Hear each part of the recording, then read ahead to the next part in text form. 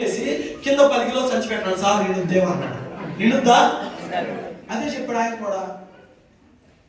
ఏంటి నువ్వు చేసింది ఈ బిజినెస్, నీకు వచ్చిన ఇంత క్యాల్కులేషన్ చేశాడు. ఓకే అన్న.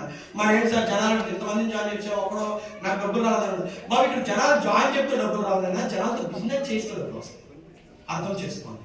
నా కింద 100 మంది ఉన్నారు, 1000 మంది ఉన్నారు, నీ కింద ఎంతమంది ఉన్నారని ఇంపార్టెంట్ కాదు, ఎంతమందితో బిజినెస్ చేయించాలని ఇంపార్టెంట్. అర్థమవుతుందా?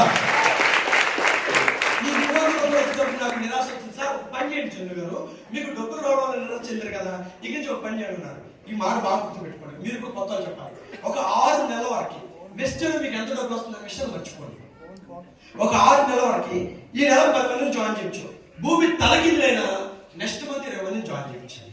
ఆ భూమి తరగతులైనా నెక్స్ట్ మంత్ 30 మంది, ఆ భూమి తరగతులైనా నెక్స్ట్ మంత్ 40. అలా ఒక 6 నెలల వరకు ప్రతి నెల 10 మంది పెంచుకుంటూ పో. ఈ నెల 10 బిజినెస్ చేసావు, నెక్స్ట్ మంత్ భూమి తలకిందులైనా 20 బిజినెస్ కావాలి, ఆ నెక్స్ట్ మంత్ భూమి తలకిందులైనా 30 బిజినెస్ కావాలి. అలా 6 నెలలు తీసుకుని నీ డబ్బులు ఎంత రావో చూద్దాం అన్నాడు. ఆ రోజు నుంచి ఈ రోజు వరకు నేను ఎప్పుడు కూడా డబ్బులు ఆలోచించలేదు. టీం ఎంత పెరుగుతుంది, బిజినెస్ ఎంత పెరుగుతుంది అన్న దాని మీద కాన్సన్ట్రేషన్ చేశా. అలా కాన్సన్ట్రేషన్ చేసి నేను సెకండ్ మంత్ దాని కూడా ఇంకో పాయింట్ చెప్పాడు. సార్ నేను 76 మందిని జాయిన్ చేయించాను సార్, ఎవడో కాలేదు అన్నాడు.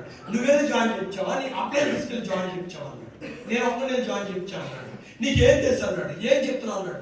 ఏం సార్ ప్రోడక్ట్ కొనుక్కుంటే డబ్బులు అవుతాయి అని చెప్పాను. ఈ మాట చెప్తే ఎవరు జాయిన్ అవుతున్నా. అందుకే నువ్వు ఎంత పెద్ద పోటీగాడైనా కానీ ఒక 6 నెలల వరకు నీకు ఎంత తెలిసినా కానీ ఒక విద్యార్థులకు ఉండి అన్ని కూర్చుని నీ అప్లై నెట్ పెట్టుకుని తీసుకునేది తప్ప నేను వెళ్ళొద్దు అన్నాడు.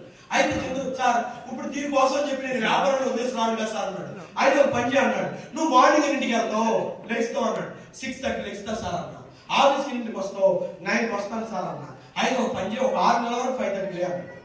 6:30 రెడీ అయిపో, 7 o'clock బయటకు వచ్చాయి. 7 o'clock నుంచి 8 o'clock ఒకటి చెప్పు, 8 o'clock నుంచి 9 o'clock ఒకటి చెప్పు, 9 o'clock ఆఫీస్కి వెళ్ళిపో. మళ్ళీ ఈవినింగ్ 8కి అవుతుంది, 6కి అవుతుంది, 6కి నుంచి 7కి ఒకటి చెప్పు, 7కి నుంచి 8 వరకు చెప్పు, 8 నుంచి 9 వరకు చెప్పు. అలా సాయంత్రం 3 పొద్దుపూట ఎత్తారు. రోజుకి 5 లేదు, ఇద్దరికే చెప్పావు, రోజుకి 2కే చెప్పావు. అలా చేయన్నాడు. ఆ రోజు నేను ఖాళీ ఉన్న టైంలో పని చేయడం మొదలు పెట్టా.